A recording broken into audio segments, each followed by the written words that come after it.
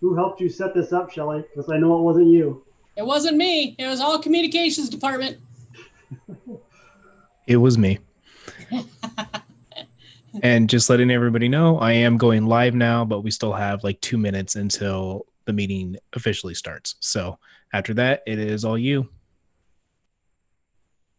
Hey, Joel, I did have a question. When Megan gets on, we probably should do like a roll call, just so make sure we can hear everybody and video-wise and audio-wise. Is that something that normally they do?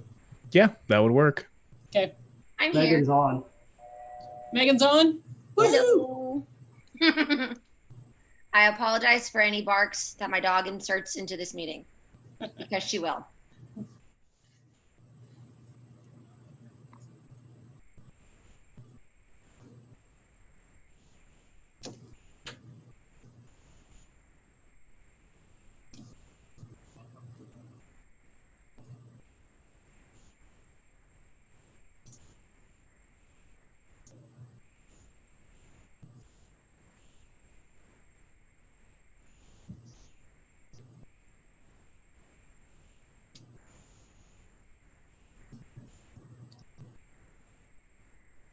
So it looks like we're waiting for one more, Craig.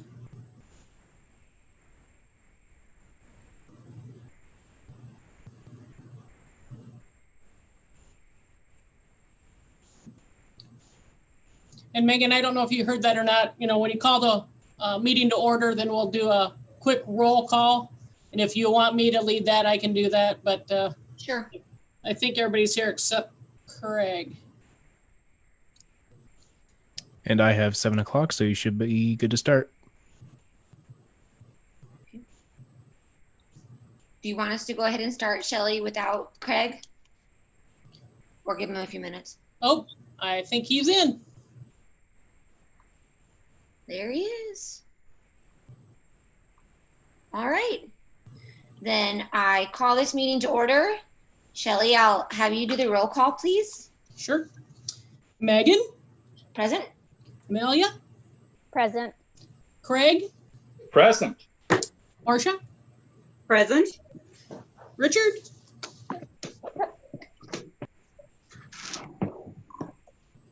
Can you give a thumbs up? I didn't hear him. Oh, he's on mute. Richard, are you present? Can we hear you?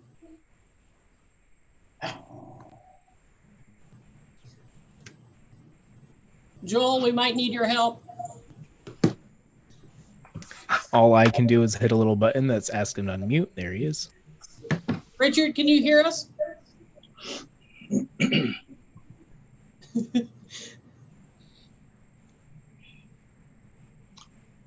And Shannon? Here. Let's go back to Richard. Richard, can you hear us, and can you say here so we know we can hear you? Better hold up a sign. What? You better hold up a sign so he can know you're talking to him, I guess.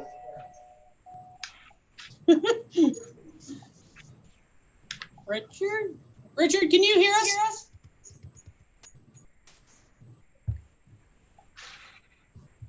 I got a thumbs up that time. All right, all yours, Megan.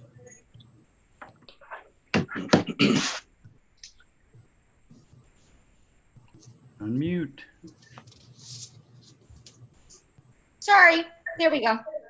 The next thing on here is public comments and concerns. Looks like we have no guests here, so we'll skip right over that. Pickleball court discussion. Dwayne Miller court's recommendation. Uh-oh, what agenda are you looking at? I don't know. Hold on. I printed it. I'm looking at what was sent to me. How about everybody else? Is that not what everybody's seen? No, I've got approval of minutes for the call to order, approval of minutes, board update. Well, then I'm confused. Richard, do you want to take over the, oh, well, there it is. Never mind. Oh, Now where to go Perfect. Okay. Did everybody get a chance to read the minutes from March? Yes. Yes. Can I get a motion to approve? Motion to approve Can I the get a March second? minutes. I'll second. Awesome. Thank you. Looks like we have some board updates, some new members, Shannon Green and Craig Sundell. Welcome. We still have one vacancy. Since we're a gender balanced board, does that mean we're looking for another man preferably? How many do we have? Yeah, we are accepting applications. They usually get sent to City Hall, and then City Hall and the mayor will make that recommendation. But there is that avenue that depending on what the board composite is, they do take a look at that at final decision, I guess. Okay, thank you. Then it looks like we have discussion on appointing a new chair, vice chair, and secretary. We usually do this in July, at the July meeting. That's usually the first meeting of actually July and August, when we have the new board members on, if there's a change. So I just wanted to put that on there that, we can wait if you want, since we can wait till next meeting, but we will at some point need to appoint chair, vice chair, and secretary. And we usually do that July 1st of every year. Okay. Is there any board discussion on this? Do we want to do this now or perhaps think on it till next meeting? Do we know if there are applicants being reviewed now, or the city's waiting for some new applications?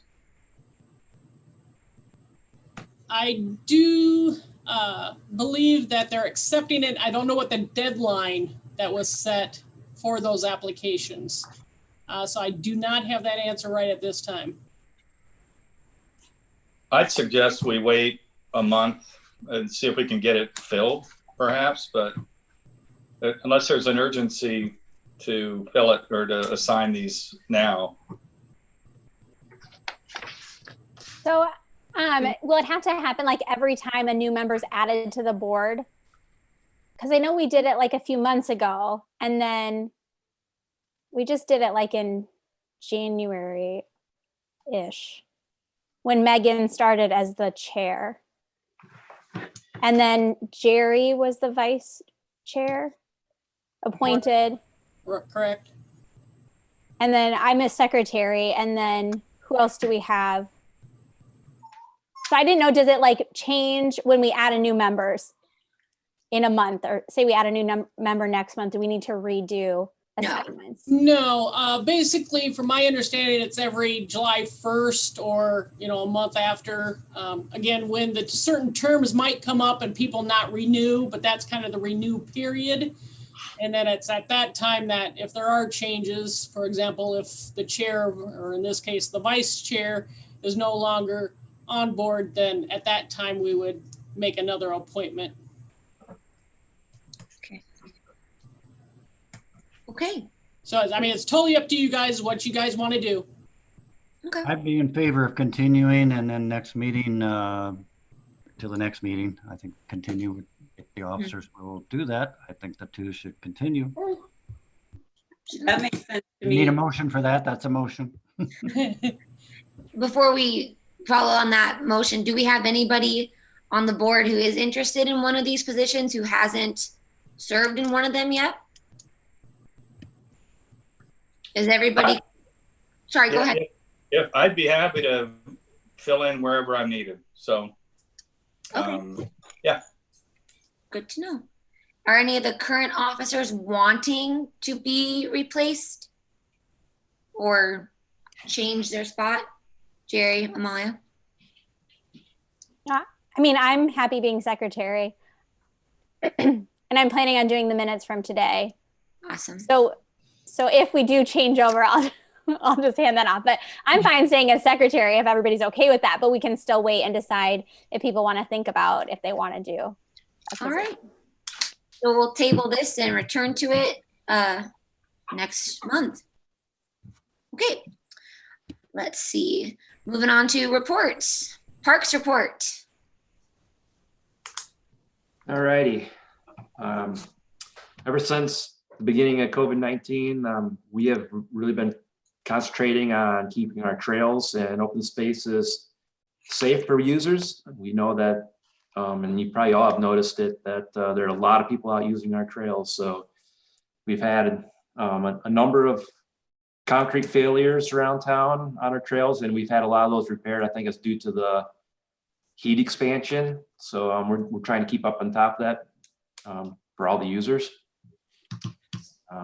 We have been doing a lot of building maintenance tasks. Been working with Shive Hattery, our engineering firm, regarding the Rancho House renovation project, and also the Aquatic Center HABC project, which is just started and should be done within a month or so.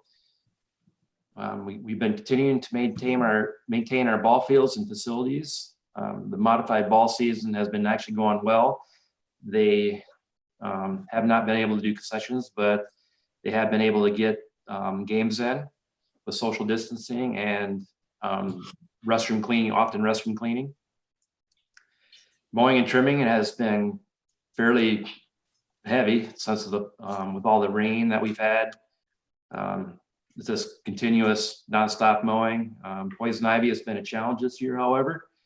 So trimming this has not been a good option because of employee exposure and hazards. So we've been spraying herbicides to control some of the poison ivy. Performing ground and landscape maintenance. Of course, the weed pressure in our landscape areas require additional time and effort this time of year. A lot of staff time has been spent doing that, especially with all of our new landscapings and roundabout. It's been taking a lot of extra time trying to dedicate more time to those areas to keep them looking good.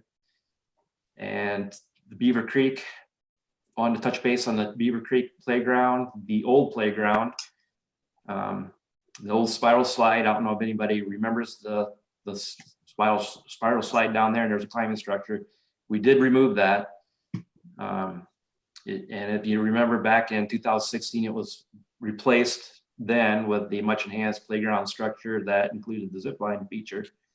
I have had a couple call in concerns that we removed the slide, but after I talked to them for a little bit and explained what we were doing and that the possibility of taking the spiral slide and maybe repurposing it to another park after repainting it, they felt pretty good about that. So that is an option that we're looking into.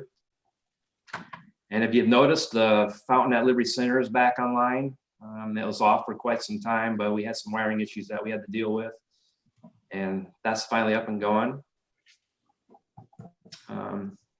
And to touch base on the upcoming tot lot that's going in at Centennial Park, that's going to start this next Monday.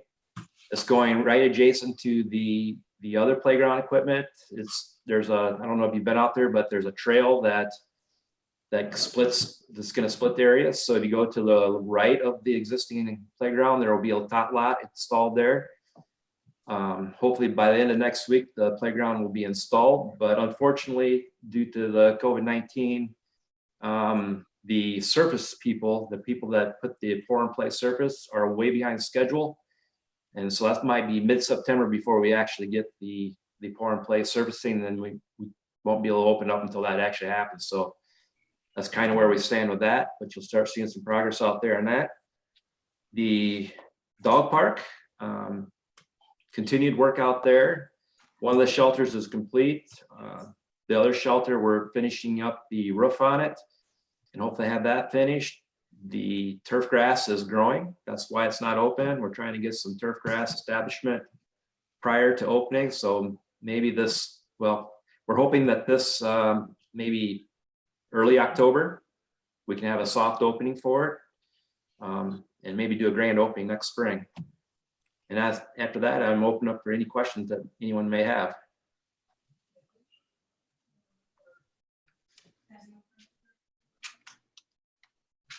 Guy, do you have any plans for Fox Run? Somebody asked me the other day about the playground at Fox Run. Is there plans for replacing that? That is actually one of the parks I had considered taking the spiral slide to. I know some of the equipment out there is aging, and that is on my list to maybe enhance that again. I did forget to mention that we did just recently enhanced the playground at the rec center with some new pieces. So yeah, that is on the horizon. Maybe we can get some additional pieces out there and possibly maybe the spiral slide.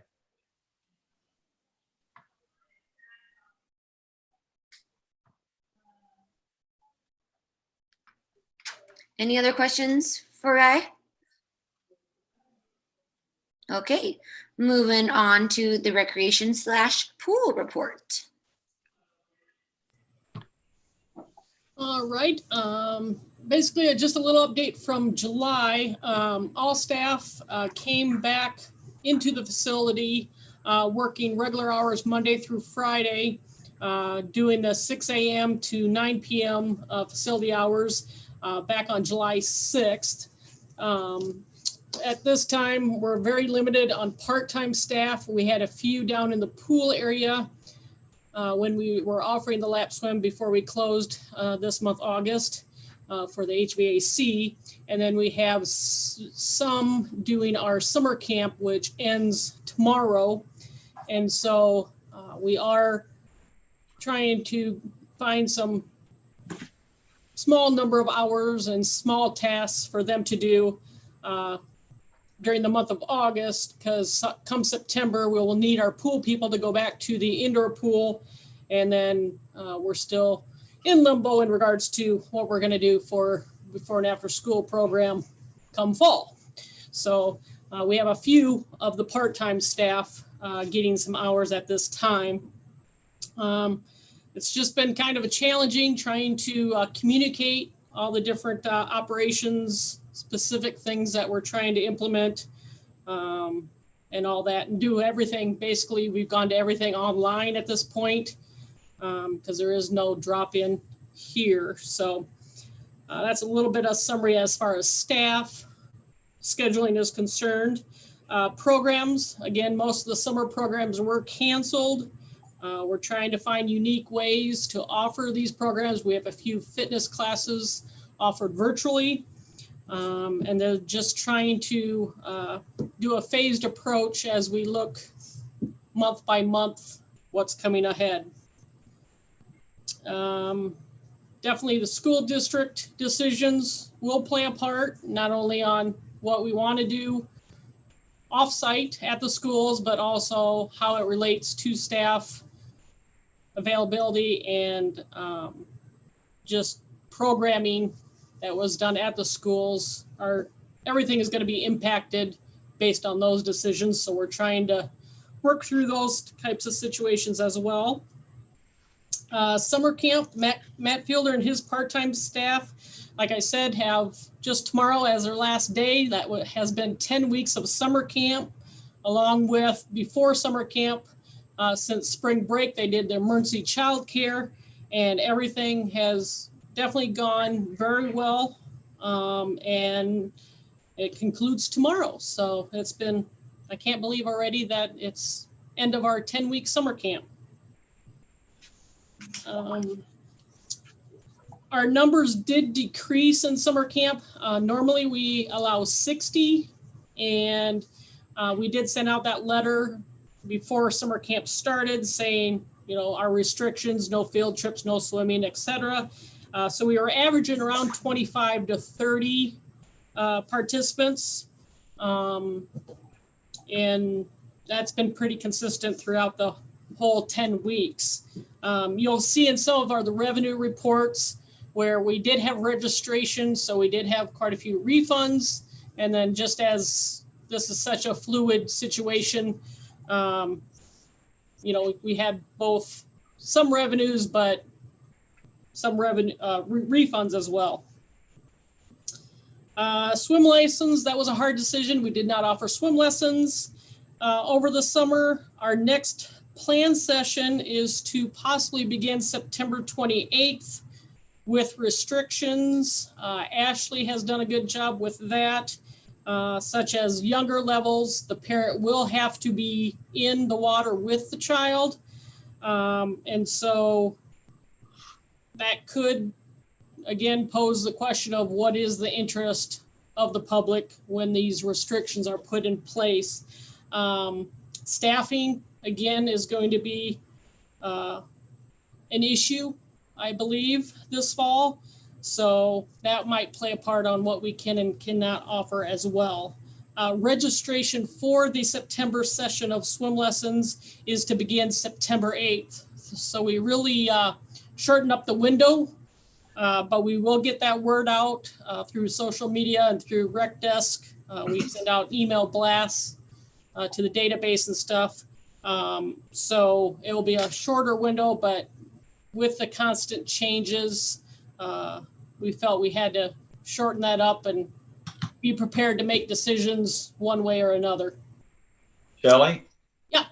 It's Craig. I'm just curious, being new, staffing, what kinds of challenges are we having? Is it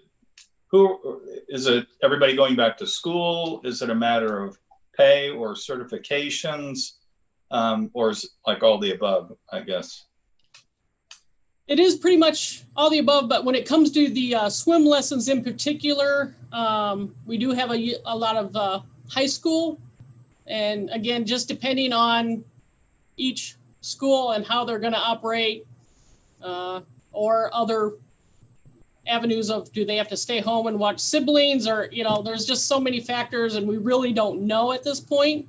We're going to start probably throwing those questions out to staff. Hey, are you available? If you're not available, revenues are down. So right now we're just trying to cover everything with full-time staff and the very limited part-time staff, and then slowly add them back in as we see what is popular as far as programs and the need grows. But yeah, it is hard to say right at this point. I don't know, Brian, if you have any other things that you can think of that you've heard from part-time staff that may or may not impact their availability. I don't have anything to add. No. Okay. We'll definitely keep you posted and try and update as we see if it is some of the concerns that I've heard, et cetera. Shelley, this is Shannon. Yep. Were we able to retain all of the full-time staff? Was anyone furloughed, or were we able to keep everyone on payroll during these times? All full-time staff have been working and have been on being paid, I guess you would say. So yeah, we have not had to furlough anyone at this point. Okay, so. Great. Thank you. Yeah. Let's see. Outdoor pool, as everybody knows too, we did not open the outdoor pool. That was another hard decision. Since we made that decision, we did have our A1A sandblasting come in, and they have sandblasted and repainted the outdoor pool. So I guess that's one positive, is that we could get that type of work done, and the outdoor pool is done. And once the HVAC system is installed, then they are coming back to repaint the indoor pool while it's drained as well. So again, we're just trying to tackle some of those projects that needed attention while we have been closed. The indoor pool, actually, we opened up the indoor pool for lap swimming on June 15th for lap swim only, for members only, and they would have to do that online by appointment only. And we were allowing 6 swimmers per time slot, and that has gone over well. It started off a little slow, but has definitely picked up until we had to close as of August 3rd for the HVAC project. So come September, I do anticipate that picking back up. Weight and exercise area, on Monday, July 6th, we began offering time slots. for the area upstairs. Again, for members only, by appointment only, so many per time slot. We're allowing 20. And that's been actually fairly slow at this point.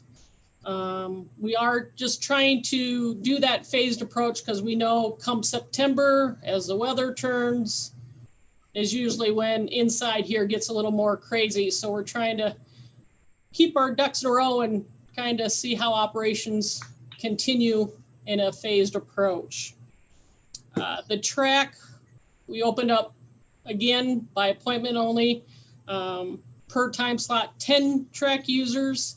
That's been slow, and that just started actually Monday. So we've only been this week. So again, I think as the weather turns and as the word gets out, we'll probably see that uptick as well. Hey, Shelley, this Yep. is Marcia. I'm just curious with what the decision process was behind the members only. I mean, I definitely get the appointment only, so you only have so many people there. But what was driving the members only? The biggest thing there was the tracing, just in case an incident would happen. We have their contact information, et cetera, where drop-ins, we don't have any of that contact information. And so that's why we determined to start with members first. And people can still get a membership and use the facility. It's just more of a tracing aspect.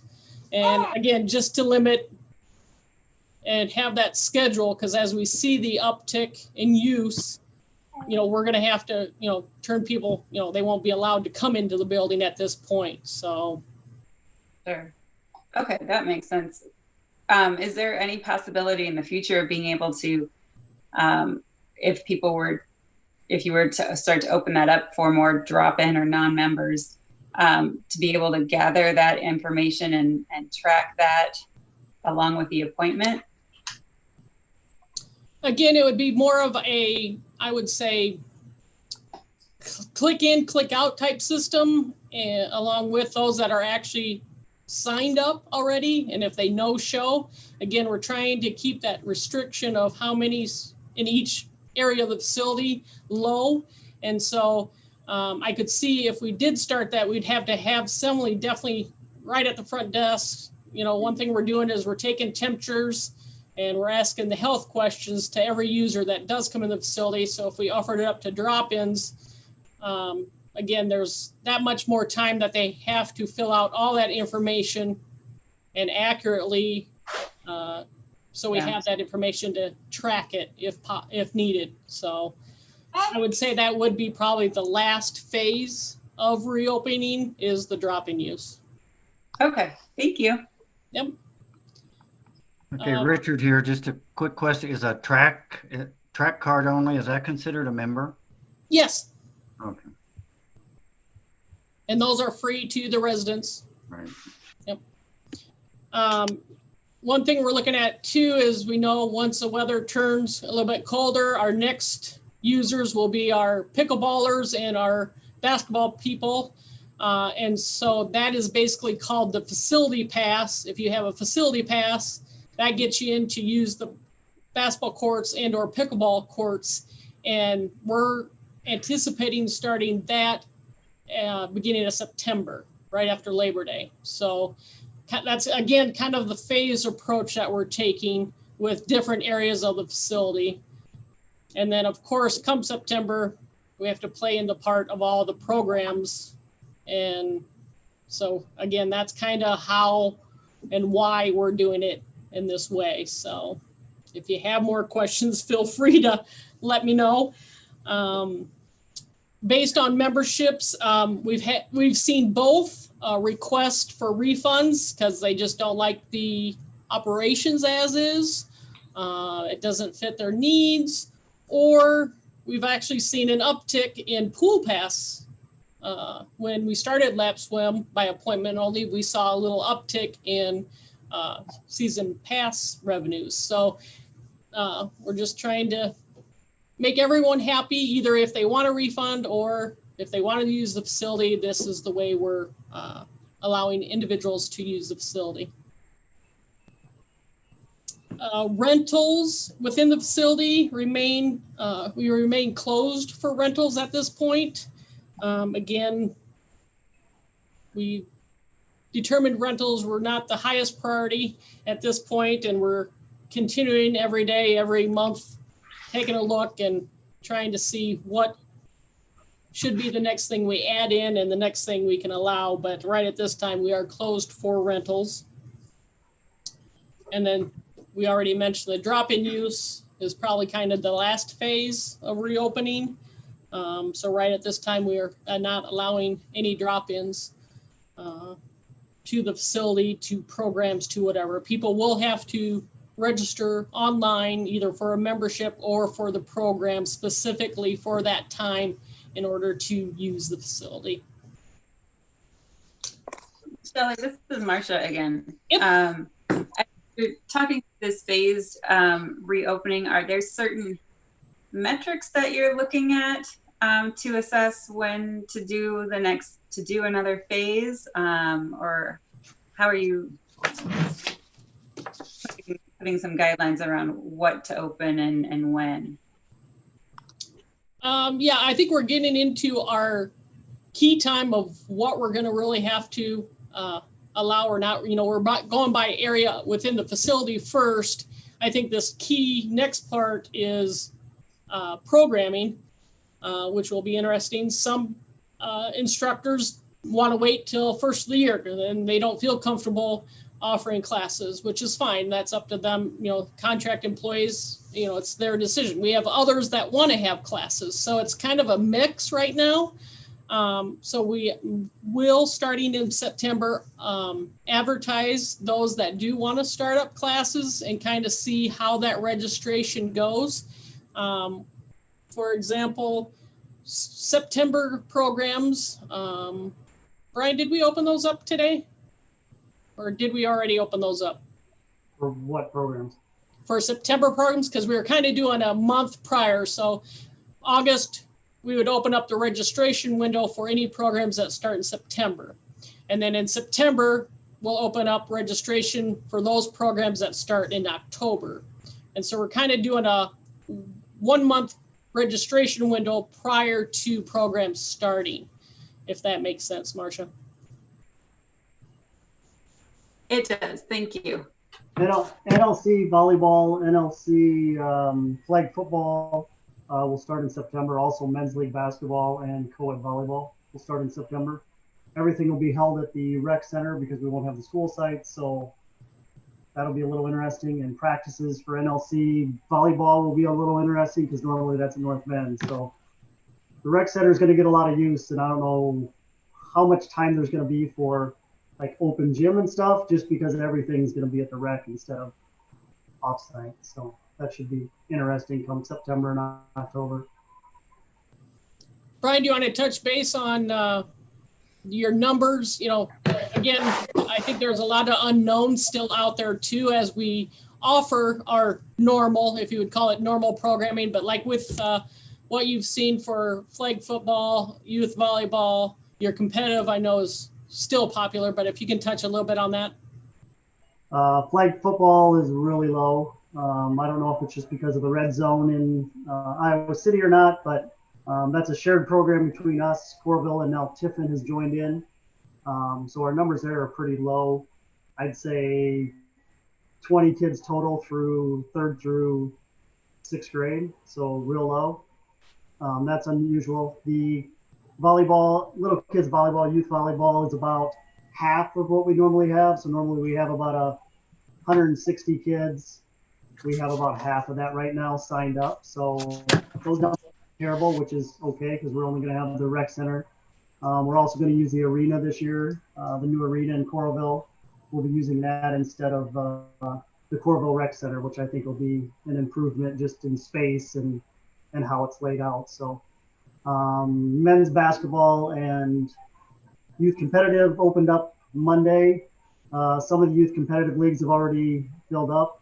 The worry there is on Thursday nights, we would use the rec center, North Bend, and Buford Garner, and we won't have the 2 school sites. So I have to either figure out to do them on different days that we aren't currently using, or just pick and choose on ones that maybe the registration is a little higher. I told them not to pay me anything at this point, because if we do have to refund, we lose money on that just because of the credit card side of it. So we would lose 3% on everything we have to refund.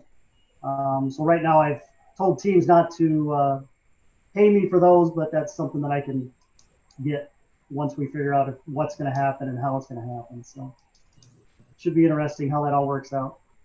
Brian, this is Shannon. Is the school situation, like not being able to use Garner, could that be fluid at all, or have they determined that that's a no for use for the rest of the year? I wondered if it depended on what they land on for school attendance. North Bend with Clear Creek Amanda, even though they're going to school, they're not allowing any outside people there. So that's why we're off there. And I'm assuming with the way Iowa City School District's kind of going, I can't see them allowing anybody in, but we'll have to wait and see on Iowa City, because I don't think they've figured out what they're doing yet. So. Okay, sure. Thank you. Yep.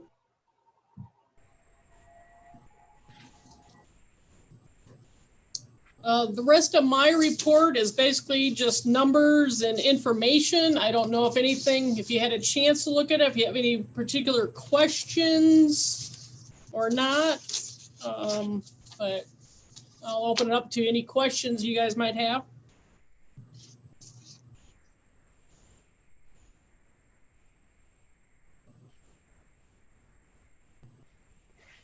I already asked all my questions, so I'm good. So I know Marcia had asked about like what the phases for reopening more programs are. Have you talked about what you're going to do if you have to scale back things, and how, like, what you'll pick and choose to scale back if you do, say, have an outbreak of COVID in a group of, how will you decide like what programs get reduced again if we get to that point? Yeah, that's always on our mind. Actually, number-wise, we've limited it to, a lot of the classes themselves, and even swim lessons. We've lowered that initial number in the first place. Again, we're trying to do it all by online registrations and have that contact information. So as soon as something would change and we'd have to close or anything like that, or alter, because again, that could happen at any time, we would have at least contact information in all our program descriptions. We're kind of put it in all our expectations, I guess you would say. We're doing that, for the weight and exercise area users right now, the track users and the lap swimmers, where masks are required within the facility. We're still practicing social distancing. We have a process in between the time of use that we're cleaning the equipment upstairs. And so we're trying to implement that when classes start. Again, I think a lot of it will fall on the instructors of each class to make sure they're cleaning and disinfecting after use. Again, it's pretty much you're in here for your specific activity and then you're out. It's unfortunate, we are a very social place, but unfortunately right at this time we can't be. So hope that answers your question.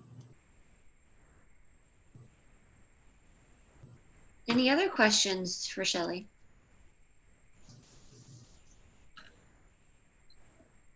Hearing none, we are at the end of our meeting. The next meeting will be Thursday, September 3rd, COVID pending, at 7 p.m. We are adjourned. I missed my gavel.